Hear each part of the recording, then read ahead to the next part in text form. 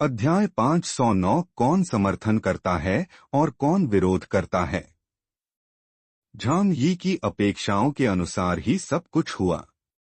उन्होंने पहले ही बैली चोंगछिंग के साथ चर्चा कर ली थी और उन्हें जियांगन क्षेत्र की रणनीतियों का अनुमान था। झांग यी मानते हैं कि झू झेंग की यह योजना तर्कसंगत है। अगर झांग यी खुद झू झेंग की जगह होते तो वह भी यही रणनीति अपनाते।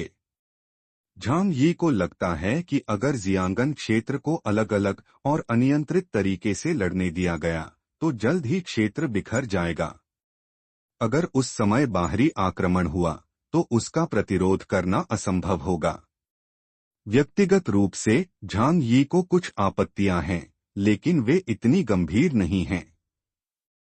झू झेंग ने बैठक में नेताओं से एक अनुबंध पर हस्ताक्षर करने को कहा, जिसके तहत वे जियांगन क्षेत्र के अधीन हो जाएंगे।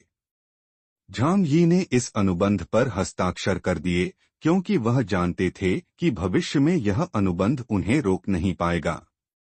झू झेंग ने सभी को कंपाउंड 2 इंच नामक औषधि का प्रस्ताव दिया, जो अलौकिक शक्तियों को बढ़ाने में मदद करती है। हालांकि झांग यी को इसके खतरनाक दुष्प्रभावों का पता था और उन्होंने इसे अपनाने में कोई दिलचस्पी नहीं दिखाई। दूसरी ओर अन्य लोग इस औषधि के लिए उत्साहित थे।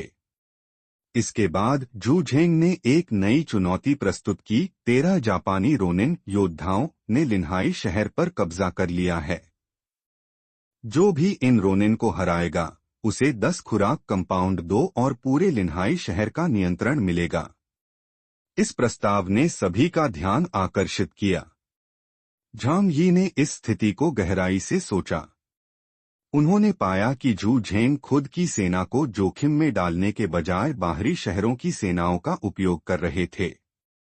उन्होंने यह तय किया कि पहले अन्य लोगों को इस मिशन में भेजा जाए और उनकी सफलता या असफलता से जानकारी इकट्ठा की जाए। झांग यी ने अपने सहयोगी अंकल यू को समझाया कि वे तुरंत कार्रवाई नहीं करेंगे। पहले वे बैली चोंगछिंग से सही जानकारी हासिल करेंगे। उनका उद्देश्य स्थिति को पूरी तरह से समझने और अपनी सुरक्षा सुनिश्चित करने के बाद ही कदम उठाना था। बैठक के अंत में कुछ समूहों ने लिन्हाई शहर पर हमला करने के लिए हस्ताक्षर किए।